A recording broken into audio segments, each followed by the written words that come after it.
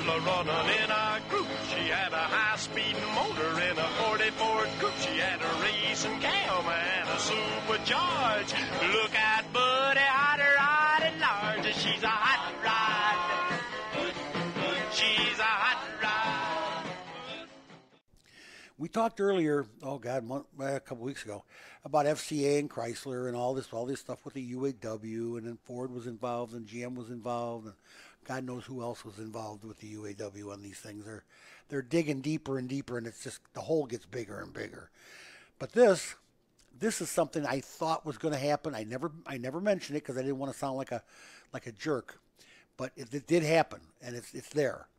More than 24 workers at a Jeep plant in Ohio have filed a federal racketeering lawsuit accusing Fiat Chrysler Automobiles and the UAW of conspiring to rob them of pay, benefits, and seniority. Oh yeah, you knew this was coming. I wasn't sure it was coming, but I really thought it could. The workers at the FCA's Toledo Assembly Complex say FCA union officials engaged in a classic pattern of racketeering, including multiple violations of bribery. The suit was filed less than 2 weeks after a federal judge in Detroit dismissed General Motors' racketeering lawsuit against FCA. God, FCA's involved in everything. The accusations relate to federal prosecutors' years-long corruption probe into the union that uncovered the pattern of embezzlement in which senior officials, including the former UAW presidents, siphoned money away from the workers to pay for lavish meals, golf outings, and other personal luxuries. The lawsuit also lists a number of defendants who have pleaded guilty to embezzlement and other charges, including former UAW president Gary Jones, former FCA Labor Relations Chief Alphonse Icobelli, former FCA Financial Assistant Jerome Durden. So everybody's in the blame here. It's not just the union. It's not just the suits. It's the combination. The 27 employees who filed the lawsuit all began working at FCA in 2007 as the temporary part-time employers. This is part-time employees. This is how that worked. They say they were not moved up to full-time status after a 120-day period, as the contract at that time called for, and that others were hired ahead of them despite their seniority. When they were hired full-time in 2013, they were paid less than they had been previously. So let's just face it, the union and FCA were in a series of collusion and corruption and looking out for each other and taking care of each other and making a lot of money. And General Motors picked up on that, and that's why they sued FCA, saying, hey, you guys really screwed us around. It's a bad. Let's face it. Tesla, here we go. My buddy. Tesla Inc.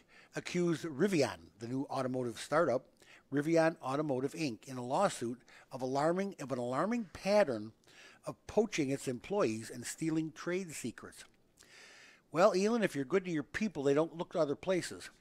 The world's leading electric vehicle maker alleged that 4 of its former workers took highly sensitive proprietary information as they left to work for the rival startup, and Tesla said it suspects there are at least 2 more culprits.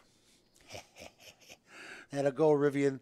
Rivian, which counts Amazon Corn Incorporated, T. Rowe Price, BlackRock Inc., Ford Motor Company among its top-tier investors, denied the allegations. For sure, they did. The company said it requires all new employees to confirm that they have not and will not introduce former employees' intellectual property into Rivian's system. So they're not allowed to bring. Rivian says they make them sign a paper saying they won't bring any secrets. They don't want any. You know what? Rivian doesn't want any secrets. They got their own. Rivian plans to start production of its debut battery electric R1T pickup truck and R1S SUV by mid-2021. The company promises more than 400 miles of range, and the vehicles are built for off-road or highway driving, and is they said previously the sticker will be around 70 grand on these. These are the guys that are kind of trying to get into the post office deal too. They got a place down here in Illinois. They bought the old Mitsubishi plant down here in southern Illinois somewhere. They did it pretty good. Rivian's a pretty solid company. They've come a long way. Let's put it that way. Well, my favorite story of intrigue is back again in the news. Oh yeah, Carlos the Edsel. I just love this. Every week there's an episode of as the Edsel turns. Carlos Ghosn's son made about $500,000 in cryptocurrency payments, get this, to one of the two American men accused of helping the former Nissan company chairman escape criminal charges in Japan. This is what U.S. prosecutors are saying. Anthony Ghosn made the payments to Peter Taylor via the cryptocurrency platform Coinbase after the auto executive escaped in a box smuggled aboard a private plane in December. You remember that story. That's so cool. Together with an earlier wire transfer, Taylor and his father, the ex-Green Beret Michael Taylor, received at least a combined $1.36 million from the Ghosn family. That's what government records are indicating. $1.36 million to get stuffed in a box and sent out and get out of Japan. Huh. No one in Ghosn's family has been charged with aiding the escape. A spokesman for the family didn't immediately respond to an email request for comment last Thursday. The cryptocurrency transfers made in installments from January through mid-May are the second set of payments that prosecutors have identified. Ghosn and Taylor, in an extradition request, Japanese investigators said that Ghosn himself had wired more than $860,000 to a company run by Peter Taylor. Let me just tell you, it just gets better and better. It's just so intriguing. It's so cool. International intrigue. Carlos the Edsel. What a clown. Sorry to say that.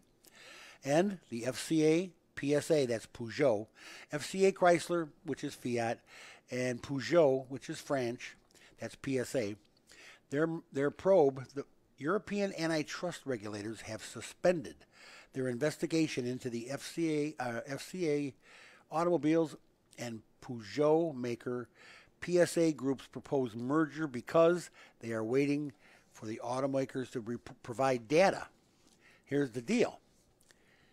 The European Commission launched its probe into the merger plan in June amid concerns that the deal to create the world's fourth largest automaker may hurt competition in small vans in Europe.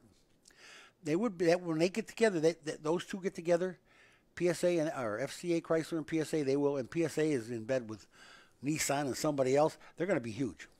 The Commission said Wednesday that the probe has been suspended because the parties failed to provide in a timely fashion an important piece of information requested of them. In other words, they don't want to tell you. The suspension will delay the EU's decision on the merger.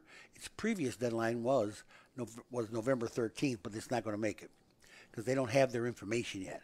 Somebody's not done lying to them. they're still not done lying to them. I'll tell you how it is. When we come back, we're going to talk about lithium batteries, lithium ion, lithium NiCad, nickel cadmium. It's something brand new, something really cool you're going to like. Hopefully, because I've never been a big fan of lithium ion or lithium or any of that crap. Okay? They're kind of, it's a very volatile metal. It's kind of unpredictable at times, like mercury. It's not really safe as far as I'm concerned. And they mine it out of Africa and are just killing people. And the people that are exposed to that stuff are getting killed. Now, what does that tell you about what might happen to you in your car or your phone or all that lithium ion? It's got, I don't know, an aura about it, a gas about it. I don't know. We were going to talk about batteries. The batteries, as you know it, have to change. They have to. The acid lead batteries with the cells and stuff in them just can't do today's electric cars. They can't generate enough. They had to go with something more powerful. And nickel cadmium is one that's powerful, but not really powerful enough. Lithium. Lithium is it's some mean stuff. Okay, let's just talk about it a minute. Lithium battery research actually goes back to 1912, or in that area, right around 1912. The storing and generating of electricity from lithium. Lithium is but the first rechargeable lithium battery didn't show up until sometime in the 1970s, which is 60 years later, all right? With a rechargeable version, comes up about sometime in the 80s. The first ones were not rechargeable because to recharge you must create heat, and heat is something you don't want around lithium. Listen on. The lithium metal is very unstable and reacts to any extreme temperatures. You might remember the huge recall on phone batteries in 1991 for releasing hot gases in the guy's face, burning his cheeks and everything. I mean, it was bad.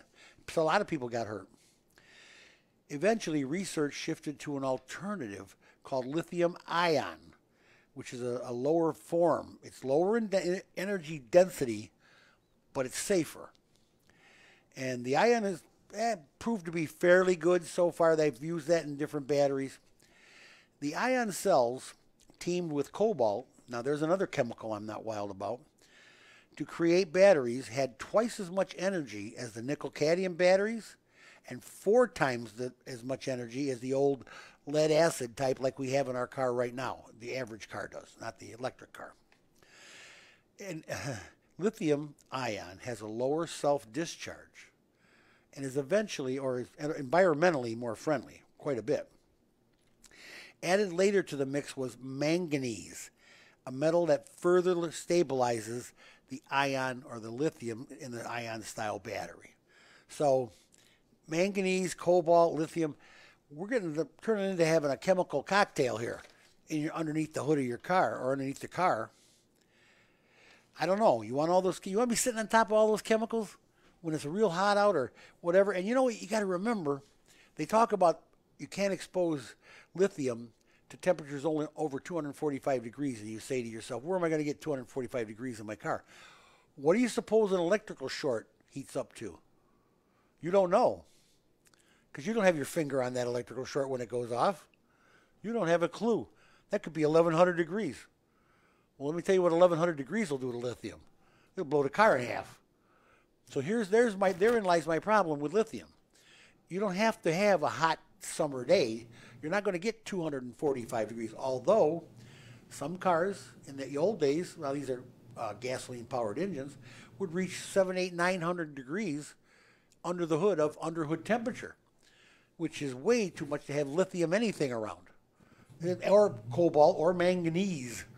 Okay, manganese makes it a little bit more tolerant, but it's not going to go 400 degrees. It's going to go another 20 or 30 degrees. Lithium is dangerous. I don't care. Lithium ion is all dangerous. I'm worried that we're not going to know what we're breathing with all this lithium in our lives, in different batteries, and your battery for your phone, the battery for your camera, your car now. I mean, if it all goes to lithium, what are you going to breathe? What is in our air? It's got to scare you. I mean, 20 years down the road, are we going to find out this is like that Roundup stuff that gives you cancer? The weed killer? Is lithium, they're going to say, oh, geez, we should have never used lithium? Oh, great. 20 years from now, I look like I'm 90, right? No, come on. I'm worried. Lithium is a very volatile metal. I don't care what anybody says. That's just my opinion. My personal, your car guy opinion that you got to watch lithium. It will come back to haunt you. And the cobalt, I know, will come back to haunt you. I know all about cobalt, and it's a long story why, and it's not really a car guy show, story, so we'll go from there. Now, while still a work in progress, ta-da, Toyota, we got to get a hold of, Eric, we got to get a hold of our guy at Interstate Batteries and have him call in or come down.